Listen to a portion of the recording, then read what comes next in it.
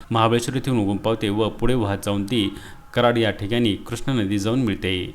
त्यामुळे कोयना नदी ही कृष्णा नदीची उपनदी आहे. म्हणून या प्रश्नाचे योग्य उत्तर आहे ऑप्शन सी कृष्णा. आपला पुढील 9वा प्रश्न आहे, महाराष्ट्रातील कोणत्या नदीवर जायकवाडी धरण बांधलेले आहे?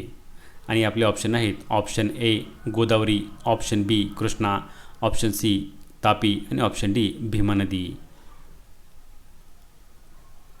आणि या प्रश्नाचे योग्य उत्तर आहे ऑप्शन ए गोदावरी. जायकवाडी धरण हे महाराष्ट्रातील छत्रपती संभाजीनगर या जिल्ह्यामध्ये पैठण या ठिकाणी बांधण्यात आलेले आहे. आणि तुम्हाला परीक्षेसाठी आणखीन एक प्रश्न येऊ शकतो, गोदावरी नदीवर बांधण्यात आलेल्या जायकवाडी धरणाच्या बॅकवॉटरला काय म्हटले जाते? तर याचे उत्तर आहे नाथसागर.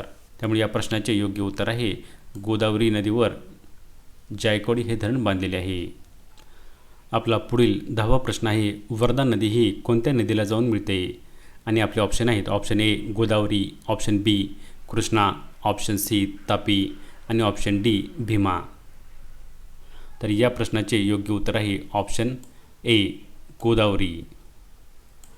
आपल्या माहितीस्तव पैनगंगा या नदी पुढे जाऊन वर्धा या नदीला मिळते आणि त्यानंतर त्या दोन्हीचा संगम पुढे जात असताना त्याला वैनगंगा देखील येऊन मिळते. आणि या